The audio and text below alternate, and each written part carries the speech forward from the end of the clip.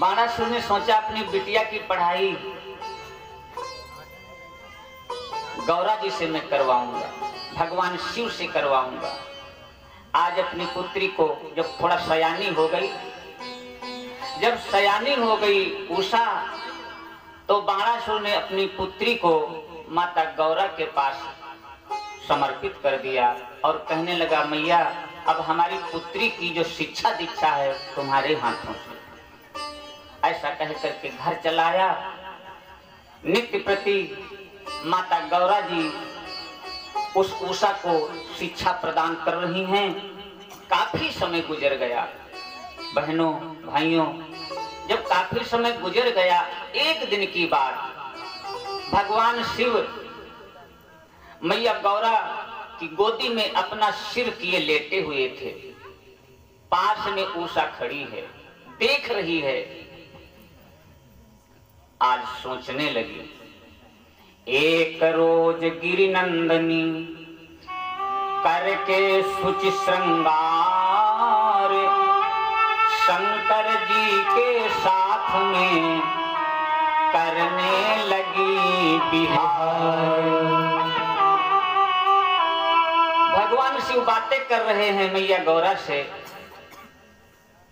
मैया गौरा की गोदी में सिर रखे हुए लेटे लेटे बातें कर रहे हैं। उषा देख रही, सोचने लगी। आज भाव जग पड़े युवावस्था के। सोचने लगी बाला मन में, यदि मेरी शादी हो जाती।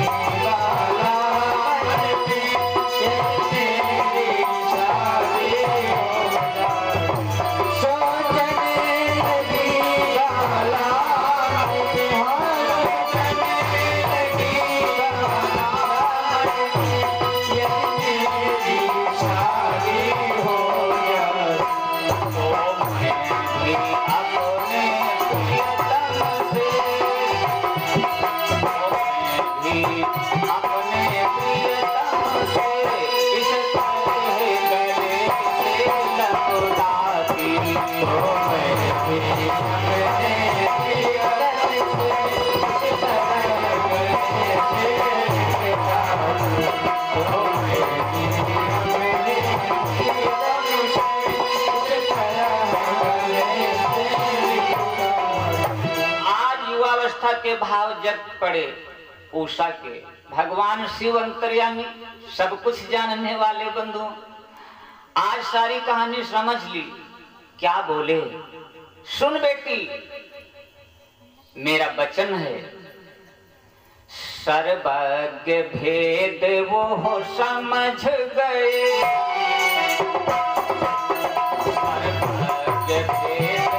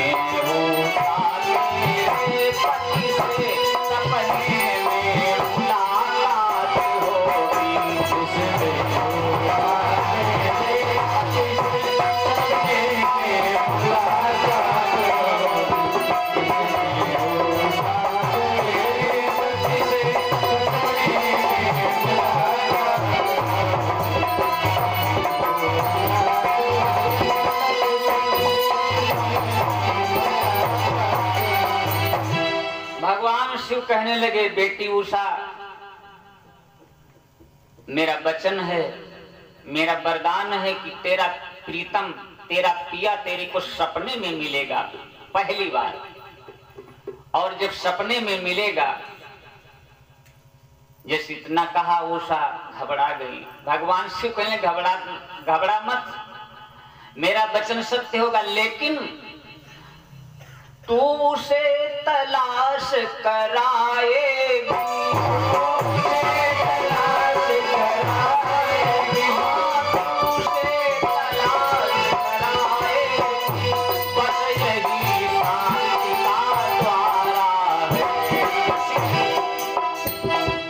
यही शांति का द्वारा है कि जीवन सुख पूर्वक जीतेगा, वो जीवन सुख पूर्वक जीतेगा, यह आशीर्वाद हमारा है, जीवन सुख पूर्वक जीतेगा,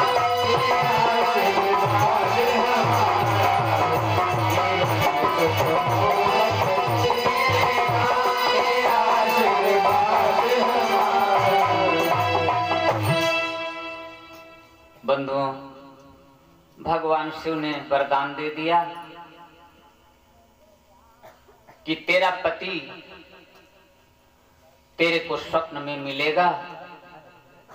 जब तू उसे खोज करा लेगी, ढूंढवा लेगी, तलाश करवा लेगी, तब तेरा जीवन सुखपूर्वक बीतेगा।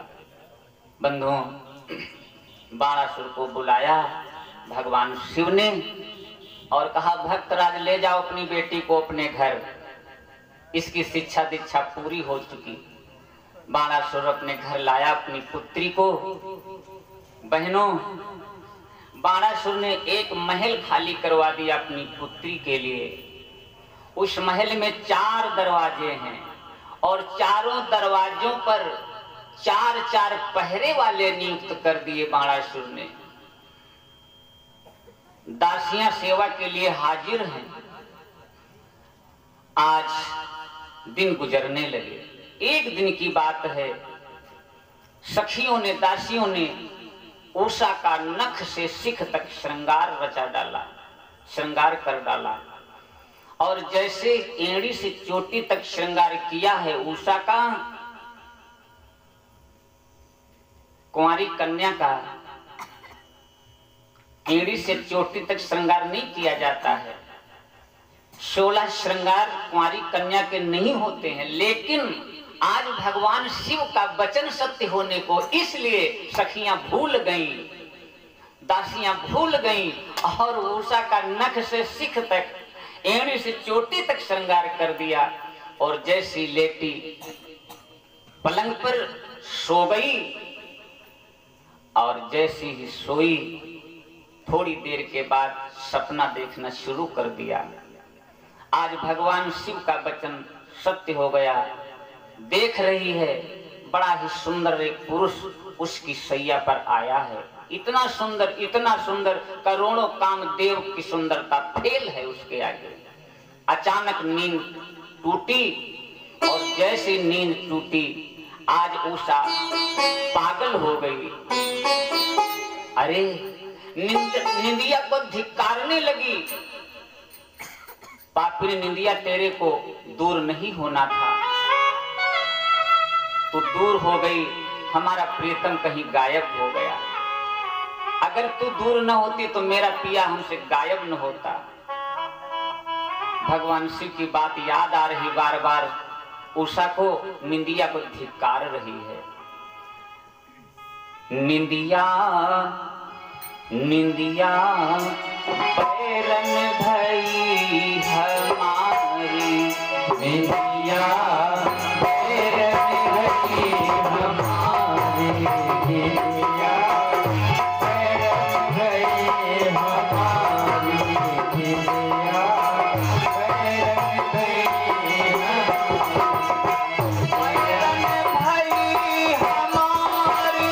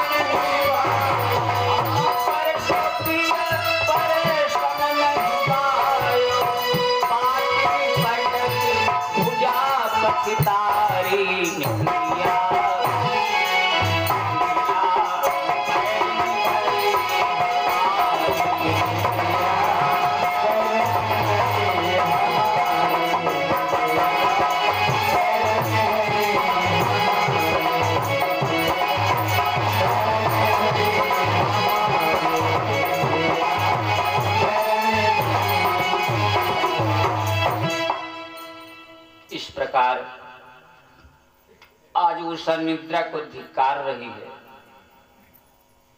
एक पहर दिन चढ़ गया बंधु, आज उषा एक बेहोश सी पड़ी है पलंग पर। सभी दासियां आ गई, यहाँ तक जो सबसे प्रिय सखी है बहनों, जिसका नाम है चित्ररेखा, आज वो भी आ गई। कोई इत्र छिड़क रही है सखी, कोई पंखा झल रही है, कोई पैरों को दाब रही है, लेकिन उषा को होश नहीं। तब तक चित्ररेखा आ गई, और जैसे चित्ररेखा आई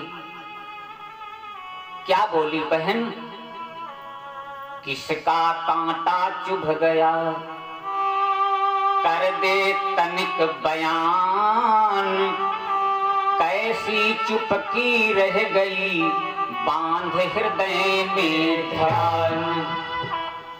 चित्ररेखा कहने लगी, बहन किसका कांटा, कौन तेरे को परेशान आज किया है रात्रि में? आज सारी कहानी बतला दी बहन। आज एक पुरुष रात्रि में सपने में मेरे शैया पर आया। थोड़ी देर तक तो मैं निहारती रही, लेकिन सपना टूट गया। एक बात बताऊं बहन, अगर सवेरे तक वो हमारा प्रियतम हमें न मिला तो मैं अपने प्राणों को दे दूंगी। अरे चित्ररेखा कहने लगी, पागल कहीं की, तू प्राण दे देगी? अरे तेरे प्राण बाद में गई हैं, तेरा बाप हमें पहले यमपुर पहुंचे ही। अगर जरा तेरे को कुछ हो गया तो तेरा बाप राजा बाणासुर पहले हमें फांसी चढ़ा देगा। जरा भी तेरे को कुछ हुआ, इसलिए बोल, तेरा जो प्रियतम है वो कहाँ है, कैसा है, उसका रूप कैसा है, कुछ तो बोल। चित्ररेखा कहने लगी, मैं समझ गई, ये जो रास्ता है प्रेम का मार्ग, ये बड़ा ही अटपटा है। चाहे वो भक्त और भगवान का प्रेम हो, चाहे वो माँ और बेटा का प्रेम हो, चाहे वो पति और पत्नी का प्रेम हो, ये प्रेम का मार्ग बड़ा ही अटपटा मार्ग है। चित्ररेखा कहने लगी उषा से, बहन प्रेमी लोग इसी प्रण पे जिया करते हैं, प्रेमी लोग इसी प्रण पे जिया करते हैं, प्रेमी लोग इसी प्रण पे जिया करते हैं, प्रेमी लोग इसी प्रण पे जिया करते हैं, प्रेमी लोग इसी प्रण पे जिया करते हैं। प्रेम के नाम पे वो जान दिया करते हैं, प्रेम के नाम पे वो जान दिया करते हैं, प्रेम के नाम पे वो जान दिया करते हैं, प्रेम के नाम पे वो जान दिया करते हैं। बहन एक बात बोलूं तेरे से, देख मैं दुर्गा की सेविका हूँ, भगवती दुर्गा की मैं शिष्या हूं, इसलिए तेरे से बोल रही हूं, सुन ध्यान से। मैं दुनिया भर के जितने राजा महाराजा हैं सभी के चित्रों को बना लेती हूं दुर्गा जी की शक्ति के बल पर। तेरे को बताना सिर्फ इतना है कि तेरा पिया कौन है। मैं सारे नरेशों को, दुनिया भर के राजाओं के चित्रों को बना रही हूं धरती पर। जो तेरा पति हो बोल देना कि हाँ इसको मैंने देखा। अगर तू बोल देगी, बतला देगी तो मैं वादा करती हूँ, क्योंकि मैं तुम्हारी सहेली हूँ, सखी हूँ, इसलिए मैं वादा करती हूँ कि अगर तू बोल देगी, बता देगी तो मैं तेरे पति को तेरे से मिला जरूर दूंगी, जरूर मिला दूंगी, ये मेरा प्रण है। इतना कहा चित्ररेखा ने भगवती का ध्यान किया और जमीन पर दुनिया भर के राजाओं के चित्रों को बनाना शुरू कर दिया। बहनों भाइयों, जिस राजा का चित्र बनाती है उषा से पूछती है चित्ररेखा, बहन ये तेरा पति है? तो सर हिला देती है। जिस राजा का चित्र खींचती है पूछती ये तेरा प्रियतम है, सिर हिला देती है। इतना कहे रेखा एक एक राजा का चित्र बनाने लगी। उषा उसको निहारते ही का शीश हिलाने लगी। जो भी चित्र खींच रही चित्ररेखा जो भी चित्र खींचे चित्ररेखा ने कहा का तो नहीं तेरो पति है। हर बात तो नहीं तेरो पति है। मेरे बंधुओं, जब दुनिया भर के राजाओं के चित्रों को बना दिया, उषा का पति नहीं मिला, प्रियतम नहीं मिला, तो चित्ररेखा ने सोचा भगवती कहीं हमसे गलती हो रही है। अब बात समझ में आ गई। अभी तक हमने राजाओं के चित्रों को खींचा है, अभी महाराजा बाकी हैं, अभी महाराजा बाकी हैं। तब तो महाराजाओं के चित्र खींचना शुरू कर दिया, लेकिन जो भी चित्र खींच रही है चित्ररेखा, उषा बार बार सिर हिला रही है, शब्द उच्चारण कर रही है।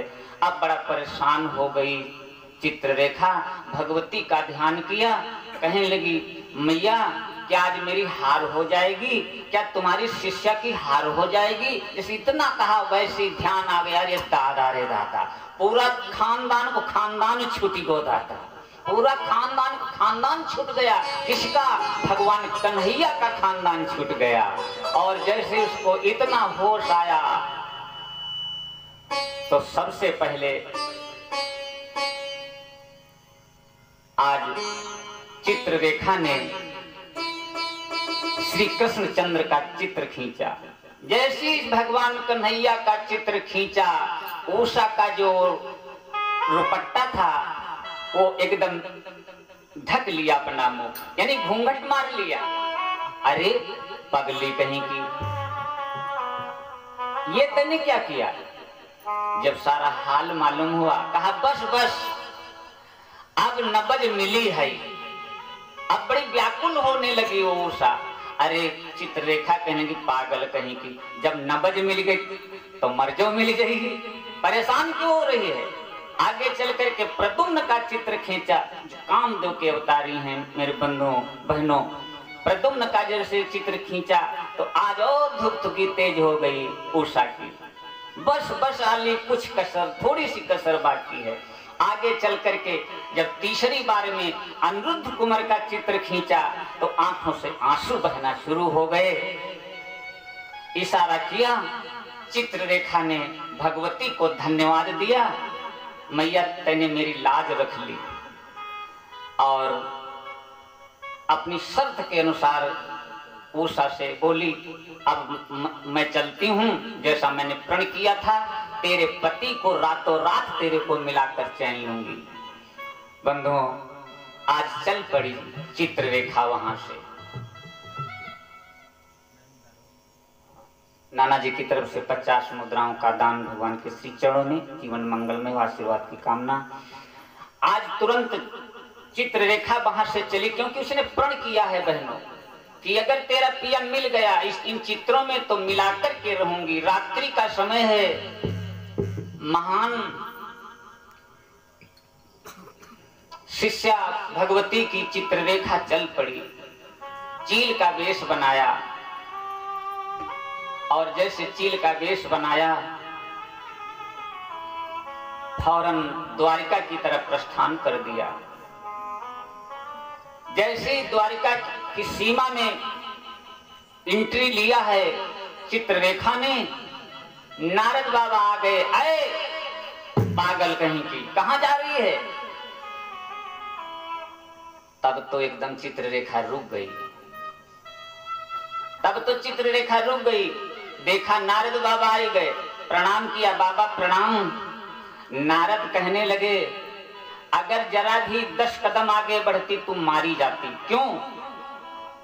क्योंकि द्वारिकापुरी में भगवान रात्रि का समय है ना, भगवान कन्हैया का जो सुदर्शन चक्र है उसका पहरा चल रहा था और चित्ररेखा बिना कुछ सोचे विचारे अंदर प्रवेश कर गई और चलती चली जा रही। नारद बाबा ने रोक लिया।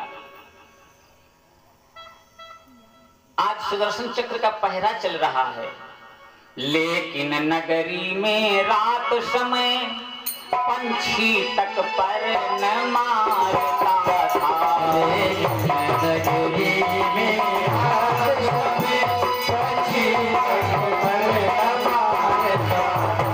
लेकिन नगरी में रात समय पंछी तक पर न मारता। लेकिन नगरी में रात समय